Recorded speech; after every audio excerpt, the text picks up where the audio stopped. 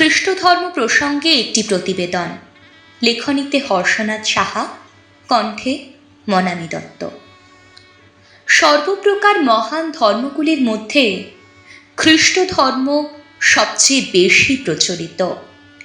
এই ধর্মের অনুগামীদের সংখ্যা সর্বোচ্চ। 2000 বছরের ইতিহাসে এই ধর্ম এক বিস্ময়কর বৈচিত্র্য এনে দিয়েছে। খ্রিস্টানরা বিশ্বাস করেন জগতে যা কিছু শুভ ও কল্যাণকর তাহা পরম ঈশ্বরের সৃষ্টি, আর যা কিছু অশুভ তা শয়তানের দ্বারাই সংঘটিত হয়। মানুষ শুভ কাজ করলে মরণের পর যাবে স্বর্গরাজ্যে, আর অশুভ কাজের ফলে নরকে। খ্রিস্টানরা বিশ্বাস করেন এমন একদিন আসবে যখন সমস্ত বিশ্ব ব্রহ্মাণ্ডে প্রলয় হবে। শেষ বিচারের দিন হবে সেদিন। যারা পুণ্যাত্মা তারা অনন্তকাল ঈশ্বরের সাথে বাস করবেন, যারা পাপী তারা শয়তানের সাথে নরক ভোগ করবেন। যখন মানুষ ঈশ্বরের বিরুদ্ধাচরণ করে সে তখন পাপ করে। পাপ মানুষকে ঈশ্বর থেকে অনেক দূরে সরিয়ে দেন।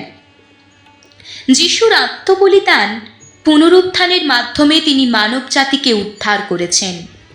নিজের মৃত্যুর দ্বারা যিশু সমগ্র মানব জাতির হয়ে প্রায়শ্চিত্ত করলেন। এরই সাথে অশুভ শক্তির উপর শুভ শক্তির সর্বান্তক জয় ঘটালেন। ঈশ্বরপুত্র তার দিব্য মহিমা গোপন করে মানুষ রূপে জগতে অবতীর্ণ হন। খ্রিস্ট মরণশীল মানুষ হয়ে এসেছেন মৃত্যুকে জয় করার জন্য। হিন্দু ও খ্রিস্ট উভয় ধর্মের মাঝে একেশ্বরবাদ ও বহুদেবতাবাদের অনুগামী দেখা যায়। উভয় ক্ষেত্রেই ব্যক্তি বিশেষে এক দেবতার উপাসনা করলেও অন্যান্য মূর্তিকেও শ্রদ্ধা করেন। খ্রিস্টানদের প্রধান ধর্মগ্রন্থ হল বাইবেল। বাইবেলে যিশুর উপদেশগুলি আজও জাতি ধর্ম নির্বিশেষে অগণিত ধর্মপ্রাণ মানুষের কাছে প্রেরণার বার্তা এনে দেয়। সেই অমৃত বাণীর অল্প কিছু এখানে উল্লেখিত হল। প্রত্যেক মানুষ ঈশ্বরের সন্তান। যারা দীন, যারা নম্র, তারাই ধন্য। অন্যকে দয়া করো, ঈশ্বর তোমাকে দয়া করবেন। অন্তর পবিত্র রাখো, ঈশ্বরের স্পর্শ পাবে। শিশুদের ভালোবাসো, তাদের মতো সরল ও কোমল হও, তবেই ভগবানকে লাভ করতে পারবে।